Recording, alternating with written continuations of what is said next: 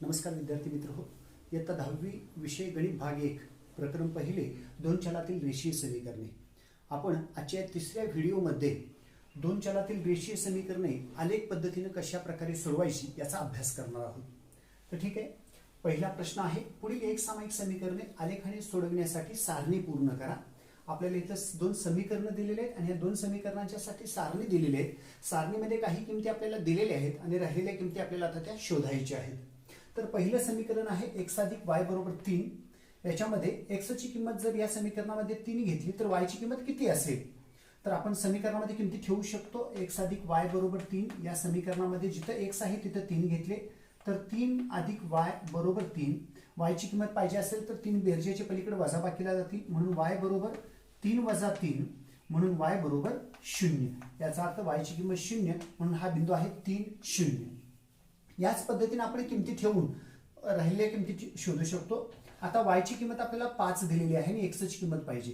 जर y ची किंमत 5 घेतली तर अधिक 5 पलीकडे गेले वजा 5 होतील. 3 वजा 5 म्हणजे वजा 2 म्हणजे x ची किंमत असेल त्यावेळेस वजा 2 म्हणून बिंदू असेल वजा 2 आणि 5. पुढे y ची किंमत आपल्याला 3 दिलेली आहे. जर y ची किंमत 3 घेतली तर 3 इथे बेरजेला असतील, पलीकडे वजाबाकीला गेले 3 वजा 3 0 होतील म्हणून x ची किंमत होईल 0 म्हणून बिंदू असेल 0 3. अशा प्रकारे आपण पहिल्या समीकरणासाठी सारणी पूर्ण केलेली आहे. आता आपण दुसऱ्या समीकरणाकडे जाऊया. दुसरं समीकरण आहे x वजा y बरोबर 4. याच्यामध्ये y ची किंमत 0 घेतलेली आहे. y ची किंमत जर 0 घेतली आणि त्याचं पक्षांतर केलं तर त्यामुळे x च्या किमतीवर काही फरक पडणार नाही. x ची किंमत आपल्याला मिळेल 4 म्हणून बिंदू होईल 4 0. त्याच्यानंतर x ची किंमत ऋण 1 दिलेली आहे, वजा 1 जर पलीकडे गेले तर ते होतील अधिक 1. 4 अधिक 1 म्हणजे 5 पण वजा y ची किंमत 5 येईल म्हणून y ची किंमत असेल वजा 5 म्हणून बिंदू आपल्याला मिळेल वजा 1 वजा 5. हे त्या बिंदूचे निर्देशक असतील वजा 1 आणि वजा 5. त्याच्यानंतर पुढचा बिंदू आपल्याला दिलेला आहे. x ची किंमत 0 आहे आणि त्यावेळेस y ची किंमत आहे ऋण 4 म्हणून बिंदू आहे 0 ऋण 4. अशा प्रकारे आपण एक सामायिक समीकरणे आलेखाने सोडवण्यासाठी सारणी पूर्ण करू शकतो आणि सारणी पूर्ण झाल्यानंतर हे बिंदू स्थापन करून त्याच्यामध्ये आपण त्यांच्या रेषा काढू शकतो. आपण आता सराव संच 1.2 मधील दुसऱ्या प्रश्नाकडे जाऊया. पुढील एक सामायिक समीकरणे आलेखाने सोडवा असा आपल्याला प्रश्न आहे आणि त्यामधील दोन समीकरण आपल्याला दिलेले आहेत. पहिलं आहे x अधिक y बरोबर 6 आणि x वजा y बरोबर 4 अशी ही आपल्याला दोन समीकरणं दिलेली आहेत. प्रथम आपण या दोन समीकरणांच्यासाठी सारणी तयार करूया. आता समजा मी x ची किंमत आपल्या मनाने आपण किमती घेऊ शकतो. समजा मी x ची किंमत घेतली 1, x ची किंमत 1 घेतली, पक्षांतर केलं तर आपल्याला y ची किंमत मिळेल 6 वजा 1 म्हणजे 5. y ची किंमत 5 मिळेल म्हणून बिंदूचे निर्देशक होतील 1 5. त्यानंतर समजा मी x ची किंमत 2 घेतली, x ची किंमत 2 घेतली तर y ची किंमत मिळेल आपल्याला 4 म्हणून बिंदूचे निर्देशक होतील 2 4. समजा मी x ची किंमत घेतली 3 तर y ची किंमत मिळेल आपल्याला 3 म्हणून बिंदूचे निर्देशक होतील 3 3. ही पहिल्या समीकरणासाठी सारणी झाली. दुसऱ्या समीकरणासाठी सारणी आपण तयार करून घेऊया. काही आपण किमती घेऊ शकतो. समजा मी x ची किंमत घेतली, याच्यामध्ये 2 घेतली. समजा x ची किंमत 2 घेतली, अधिक 2 पलीकडे गेले वजा 2, 4 वजा 2 म्हणजे 2, वजा y ची किंमत 2 म्हणून y ची किंमत वजा 2 म्हणून बिंदू मिळेल आपल्याला 2 वजा 2 किंवा ऋण 2. त्याच्यानंतर समजा मी x ची किंमत 3 घेतली, अधिक 3 पलीकडे गेले वजा 3, 4 वजा 3 म्हणजे 1, वजा y बरोबर 1 म्हणून y बरोबर वजा 1 किंवा ऋण 1 म्हणून बिंदूचे निर्देशक 3 ऋण 1. समजा मी x ची किंमत 4 घेतली तर 4 वजा 4 म्हणजे 0 होती म्हणून y ची किंमत होईल 0 म्हणून बिंदूचे निर्देशक मिळतील 4 0. अशा प्रकारे आपण दोन्ही समीकरणासाठी सारणी तयार केलेली आहे. आता पहिल्या समीकरणासाठी आपल्याला जे 3 बिंदू मिळालेले आहेत हे 3 बिंदू आपण या आलेख कागदावरती आता आपण बिंदू स्थापन करूया. पहिला बिंदू आहे 1 5. हा कुठे येईल बिंदू? तर दोन्ही निर्देशक याचे धन आहेत, याचा अर्थ पहिल्या चरणामध्ये येईल. x निर्देशक 1 आहे आणि y निर्देशक 5 आहे. 1 मधून आणि 5 मधून x निर्देशक 1 आणि y निर्देशक 5 याच्यामधून येणाऱ्या रेषा इथं छेदतायत त्यामुळे इथं हा बिंदू असेल. मी इथं बिंदू स्थापन करतो आणि त्याच्या भोवती पोकळ गोल करतोय टिंब देऊन. हा पहिला बिंदू मी स्थापन केलेला आहे. दुसरा आहे 2 4. 2 आणि 4 याच्यामधून येणाऱ्या रेषा इथं छेदतात परस्परांना. इथं आपला हा बिंदू असेल दुसरा 2 4. त्याच्यानंतर तिसरा बिंदू आहे 3 3. x अक्षावरचा 3 y अक्षावरचा 3 कुठे छेदतील परस्परांना? इथे हे तीनही मी बिंदू आता स्थापन केलेले आहेत पहिल्या समीकरणासाठीचे. आणि आता या तीन बिंदूमधून जाणारी मी आता रेषा काढणार आहे. या तीन बिंदूमधून जाणारी आपण रेषा काढूया.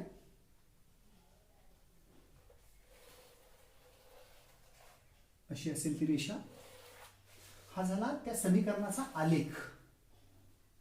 याला आपण आलेख असं म्हणतो. हा समीकरणाचा आलेख झालेला आहे.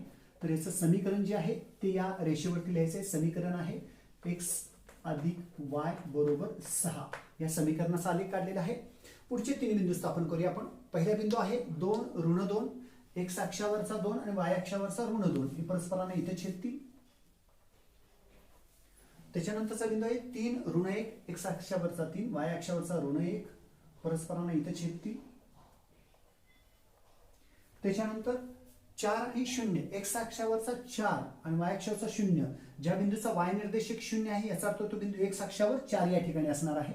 या ठिकाणी x अक्षावरती 4 या ठिकाणी. दुसऱ्या समीकरणाचे देखील आपण तीन बिंदू स्थापन केलेले आहेत. यामधून जाणारे आपण आता रेषा काढूया.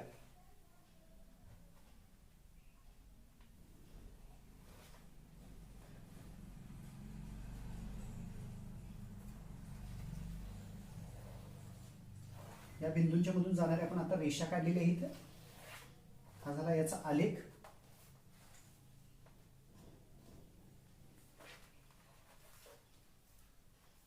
आता ही रेषा मी जी काढलेली आहे या रेषेचं समीकरण काय आहे तर x वजा y बरोबर 4. हे या आपण आलेखावरती लिहिलं तर चालेल. x वजा y बरोबर 4. आता आपण ही एक सामायिक समीकरण आलेखानं सोडवलं म्हणजे काय केलं आपण त्याची उकल काढली. उकल कोणती तर ह्या दोन्ही रेषा परस्परांना ज्या बिंदूमध्ये छेदतात या बिंदूमध्ये छेदतात. इथं आपल्याला लक्षात येते हा बिंदू आहे. या दोन्ही रेषांचा छेदन बिंदू या बिंदूमध्ये छेदतात. हा यांचा असेल छेदन बिंदू. म्हणजेच आपण ही असेल या दोन्ही समीकरणाची उकल. याच उकलीने ह्या दोन्ही समीकरणाचं समाधान होतं. काय आहे बिंदू 5 1 ही त्याची उकल असेल. इथे कंसामध्ये लिहितो 5 1 ही या दोन्ही समीकरणाची उकल असेल. चला पुढच्या उदाहरणाकडे जाऊया. आपल्याला दोन समीकरण दिलेली आहेत. कोणती पहा. x अधिक y बरोबर 0 आणि 2x वजा y बरोबर 9. या दोन समीकरणांच्यासाठी पहिला आपण सारणी तयार करूया आणि मग आलेख कागदावरती आपण ती सोडवूया. तर आपल्याला दिलेले समीकरण जे आहे हे प्रामुख्याने आपण आलेखाच्या y बरोबर mx अधिक c या स्वरूपामध्ये लिहू शकतो. त्याची मांडणी y बरोबर mx अधिक c म्हणजे y एका बाजूला ठेवून चलांचं पक्षांतर त्या बाजूला करून त्याच्यामध्ये आपण किमती ठेवल्या तरी चालू शकतो. म्हणजे हे समीकरण आपल्याला असं लिहिता येईल y बरोबर अधिक x पलीकडे गेले वजा x. आणि हे समीकरण y बरोबर पाहिजे असेल तर वजा y पलीकडे गेले अधिक y, अधिक 9 पलीकडे आले वजा 9. म्हणून लिहिता येईल y बरोबर 2x वजा 9.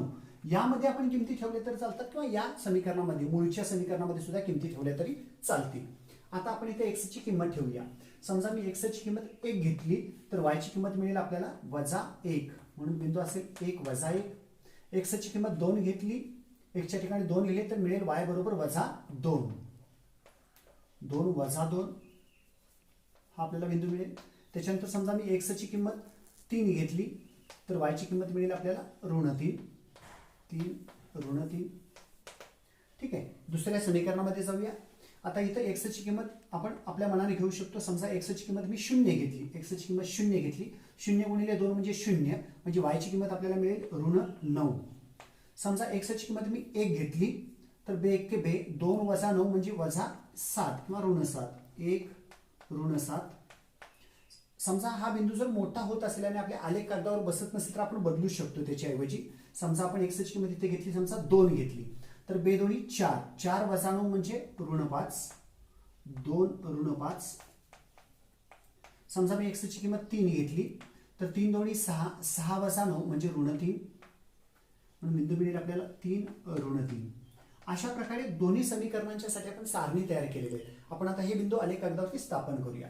पहिला आहे 1 ऋण 1 x अक्षावरचा 1 आणि y अक्षावरचा ऋण 1. इथं छेदतात परस्परांना. इथं बिंदू स्थापन केला.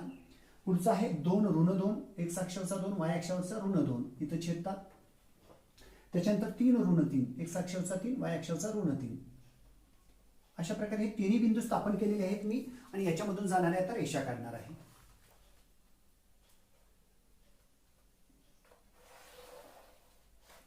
ठीक आहे. इथं आपण रेषा काढलेली आहे.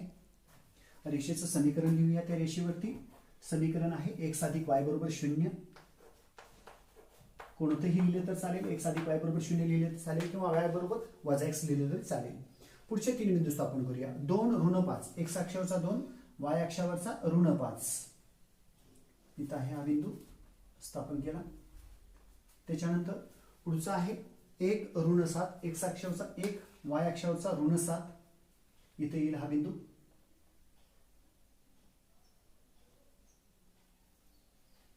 त्याच्यानंतरचा पुढचा बिंदू आहे 3 ऋण 3, x अक्षावरचा 3, y अक्षावरचा ऋण 3, म्हणजे हा बिंदू इथं आहे. ऑलरेडी आपण पहिल्या समीकरणासाठी तो स्थापन केलेला आहे. आता या 3 बिंदूंच्या मधून जाणारी रेषा मारायची आहे आपल्याला. एक ऋण 7 इथे येतो बिंदू या ठिकाणी. या तिन्ही बिंदू मधून जाणारी आपण आता रेषा काढूया.